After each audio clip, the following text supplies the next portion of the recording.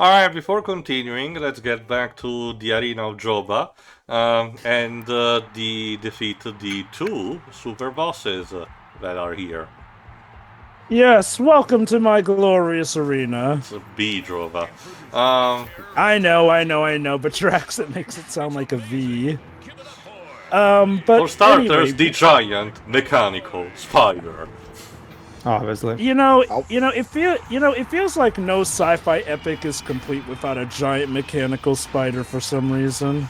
To be fair, the one like Wild Wild West. To be fair, that well-known sci-fi series. Well, it's steampunk, but yeah, I guess it can count waves. Also, technically speaking, the ones in Lost in Space, the Lost in Space movie were organic and not mechanical, I guess. There we go. But spiders nonetheless. But I yeah, wonder, now My trusty bouncer, this guy actually stands to no chance. Mm-hmm. I wonder what arenas named after us would be like. Jova's would be this. Mine would have death traps everywhere. Pedro's would be restaurant themed. Sure. But yeah, Tio is showcasing the orange outfit, which, if I recall correctly, I think this would kind of be okay. Maybe Well, not no, exactly. Well, not really. It's just the particular, armor that you get, and it's the second most powerful. If I recall correctly, there's only one left, which basically from this point onward, basically the general rule of thumb is that the most powerful armor that you get is what I would like to call Shadow the Hedgehog mode, because it tends to be gray, red, and black with a complete helmet visor that obscures even Ratchet's face. Super serious and everything, almost out of the Hellgast from Killzone. But it gives the best protection, so of course you need it. Anyway, I'm also showcasing a new weapon, if I recall correctly, one that works with electricity. I forgot what it's called. As you can see, it works for the better. Specifically, this boss is segmented, like, it's kind of like the dragons in Spidey in Fireworks Factory, only that in this case you have to defeat the pieces that get detached. I'm also got in the meantime a rocket launcher too. Go on, Jova. Regarding the orange outfit, it's not the exact same, but I feel like they used it as a template for what would later be Ratchet's default outfit. No, because that one is just a simple, like, not overalls, but more simple suit, while this one is an actual proper armor with sleeves, that are gloves that are very prominent, and shoulder pads too. So it feels similar in the sense, but yeah, I mean, minus the armor. You'll be able to see more even in the cutscenes. Well, again, hence why I said I feel like it was more a template than, the full-on inspiration. That said, this is my favorite look for Ratchet in this game. Like I said, it's miles better than the blue and green armors, if I have to be honest. Blue and green just never felt like a natural outfit color for Ratchet. Not just that, even the shape, like I said, they were more simple in armor. I wouldn't say you should have started with this, because I like the concept of upgrading your armors to have the character look different, but I don't know, the early choices could have looked better. I do kind of like how it can kind of go with a bit of a story idea that as we're turning against our employers, potentially we don now new outfits and armor. To be fair, that's the thing, Jova, you're still buying them from Megacorp, so that's the irony. Again, we buy from Megacorp to fight Megacorp. It's part of a setter. What, Jova? You're telling me that supplying your enemy with weapons from you for the sake of getting more money may actually turn against you? What a novel concept. Imagine. Anyway, the small airship sections, in order to get us introduced to the place where Angela got captured, the proper fleet, and the HQ of Attacks for Less, because now it's finally time to end them. You two losers keep lousing it up. Ratchet and Clank, isn't it? Look, if you two don't hightail it back to your own galaxy, I'm gonna blast you into so many pieces you'll need well, there's gonna be a lot of them. I can tell you that. So you two hit the Because road. you've done so and well don't the bother previous trying to last find me, 'cause missions. I got You know, way- Steve Blum as the Tux for Less I leader like sounds a Willie. bit You like never Alex know where I Hirsch. might show up next.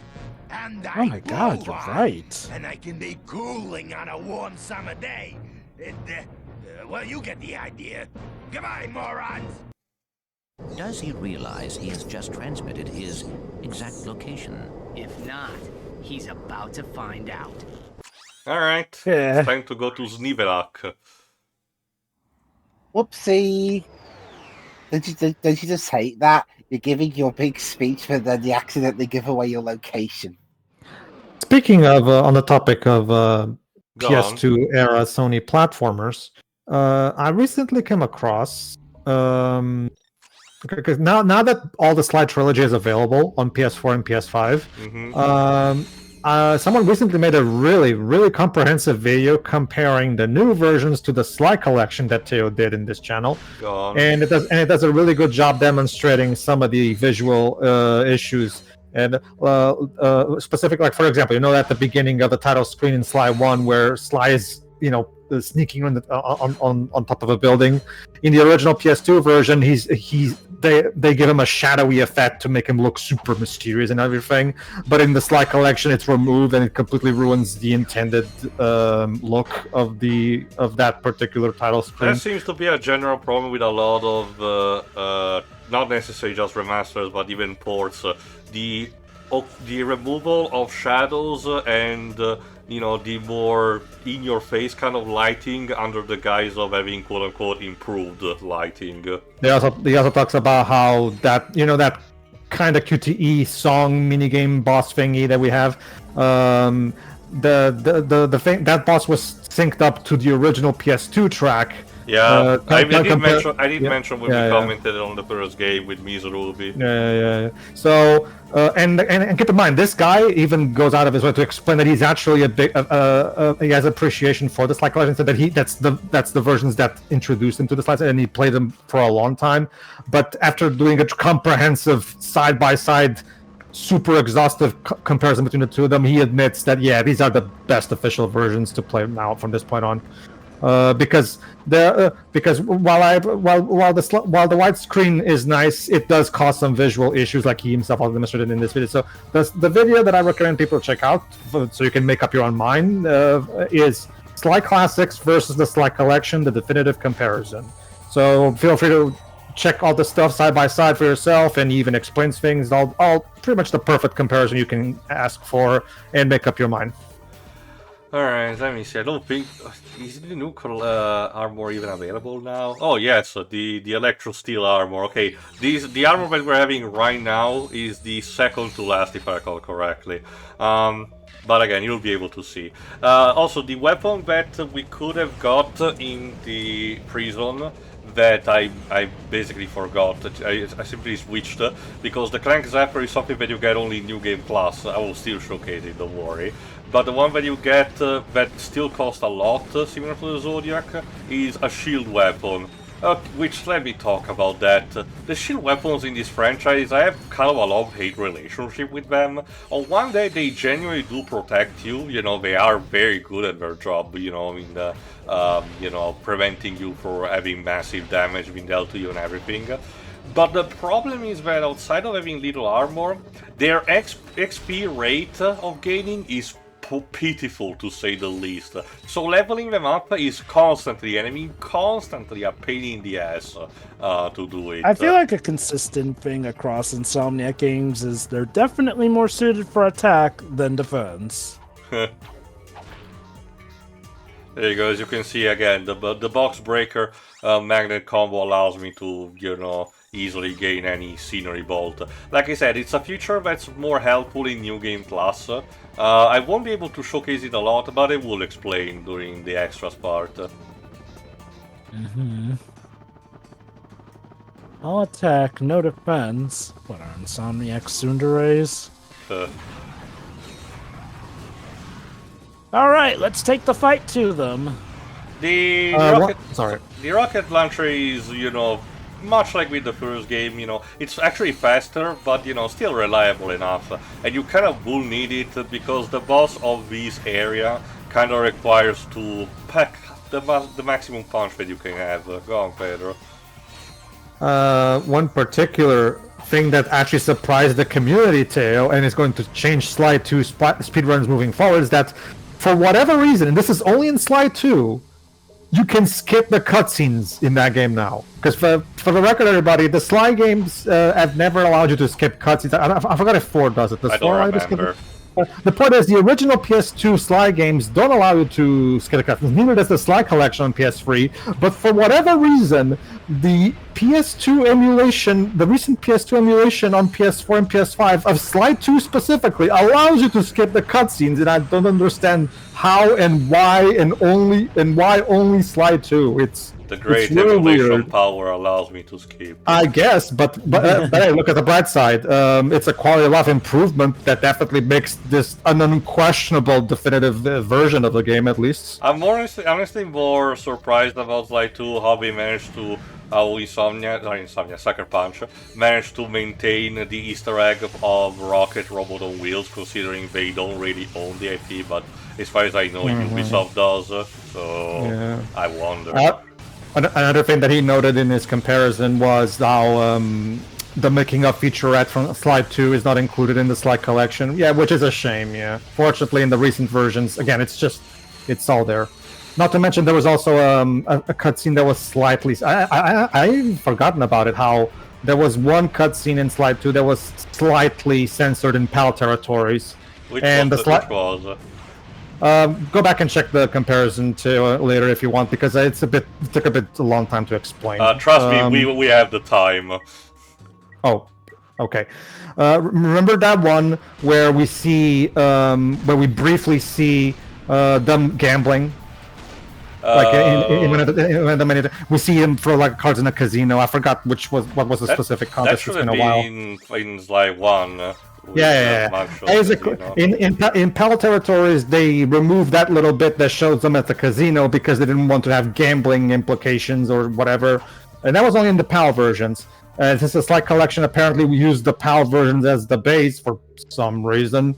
The Slide collection also has that little minor censor scene. Fortunately, since the recent PS2 classics allow you to choose if you want to play either the NTSC versions or the PAL versions, you can just select which version you prefer. But obviously, It's also weird that the Slide collection PS3 should be using the PAL version, considering its rate was 60 FPS, so they had to use the NTCS version at least for gameplay. Oh, that's a bit. I'm guessing that, like, when you're given the source code to, you can make whatever changes regardless of whatever was the PAL if I recall correctly, it's now. Yeah, it's time for our final confrontation with the Faction-less leader, which has Angela trapped inside his giant mech. Nothing, I guess. Prepare to die!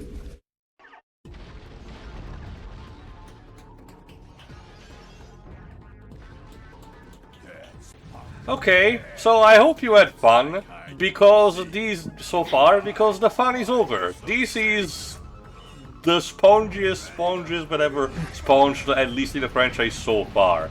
I'm honestly debating if he's even spongier than the final boss or not, because I honestly don't know. This boss fight, okay, the boss fight on paper is not so bad. You have to jump on these turrets and constantly, shoot the projectiles while keeping on track on the boss. And as you can see, you are doing damage. It's just that the rate is still very slow. But periodically it will get close to you, smash the turret, and you have to rinse repeat by finding another one. It gets very tedious very fast, not even to the point of being difficult, it's just very tedious as a process. So at one point I'll even gonna start speeding up. Go on, Dweebs. I was gonna say, so this is 2003. What age rating did this game get? If I had to be honest, probably a Peggy 7 in Europe, if I can guess. If you're wondering, I'll check. for over Ratchet Clank America, going Commando. PAL cover 3+. Okay, I guess that's one of the reasons why they had to change the titles. So So let me get this straight. A game made for 3+ year olds, and yeah, I know it was T15 in the US, but still. This can say die, but anything made by 4 kids, that was the big thing at the time. Had to make these weird get-arounds. Also, so Dweebs, bizarre. It's gonna get better. Towards the end of the game, Angela will literally swear and she will have to be having a beep censorship on top of her. That being said, by the time of the PS3 remasters, Ratchet & Clank Going Commando would be lowered to an E for everyone ages 10 and up rating, as opposed to T. Honestly, the thing that we can get away from all of this is that I really still don't understand how both the ESRB and the PEGI system work. Because remember, this was also around the same time where also Crash to Insanity was given a free plus in Europe. Okay. Crash to Insanity just had an E for everyone ages 10 and up over here. But anyway, okay, to the ESRB's credit, around the time that the original Ratchet & Clank Going Commando was released, that was sort of a weird crossroads. Like, I think it was, not too long, but still before the E10 and up rating was announced. Like, E10 and up rating made stuff a lot easier to decide, essentially, since you did have your fair share of cartoony but somewhat raunchy bits here and there. If I recall correctly, I believe it was Shadow the Hedgehog that rung in this new rating. At least because that was the first. Yes. Well, actually, technically, you're getting a bit of a basic job. But what happened was the game was originally going to go for the.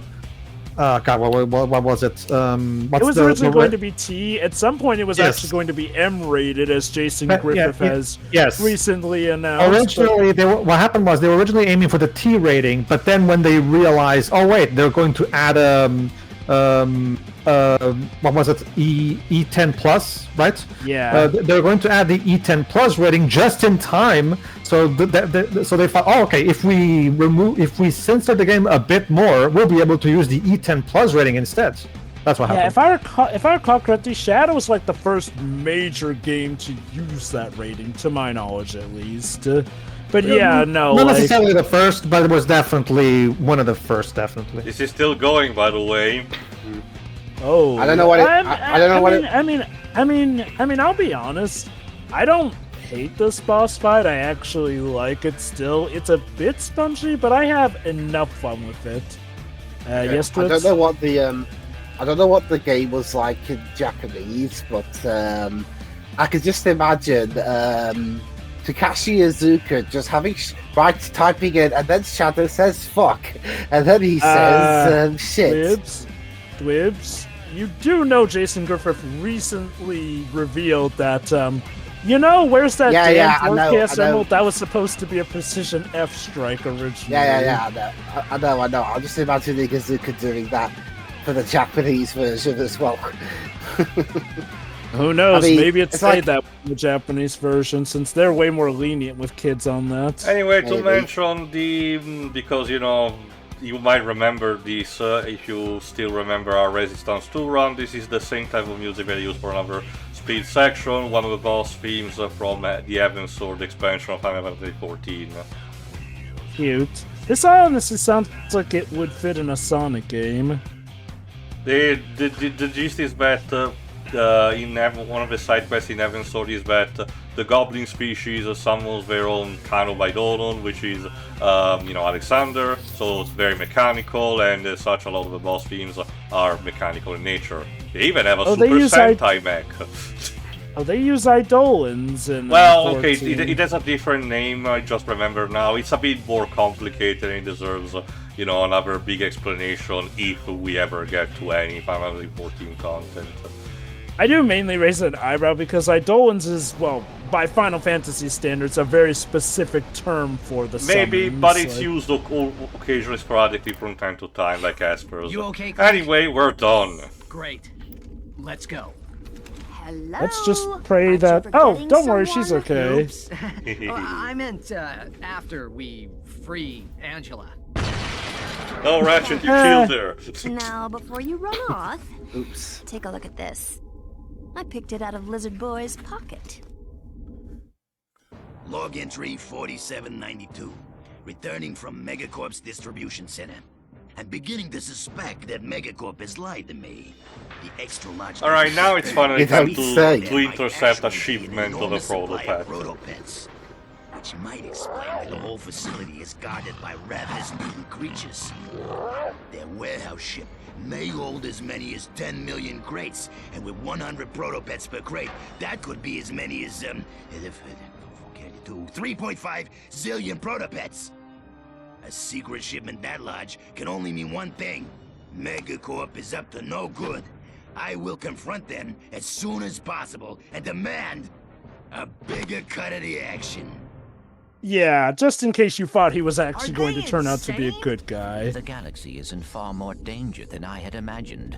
Do you suppose? But yes, Mr. it seems Fizz- Wasted Megacorp enough may time on have Fizzwidget already. sinister reasons Swear, behind this crazy pet. old man is Well, not the same honestly, person the I used to other work holobeats for. that presented some of their You locations used to did not work leave for much to the Megacorp? imagination. Yes, in the genetics That being division. said, the though, proto our pet? ever so I'm nice fixing the benefactor, proto pet's though. Why would he flaws. come up with And such I was an evil this plan? close to succeeding when Fizzwidget suddenly pushed up their release date.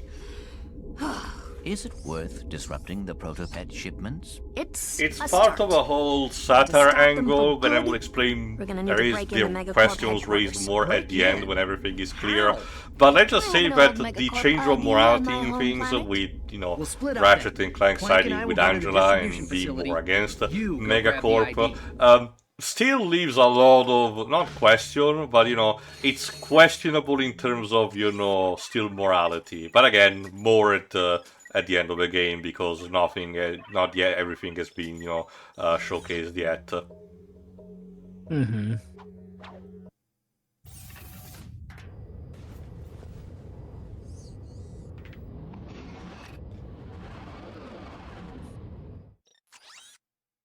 If I recall correctly, yeah, we're going to Smog. So, see you for the next part, where we actually go to intercept that shipment that was mentioned in the holovid. See you for that. See you Yeah. then.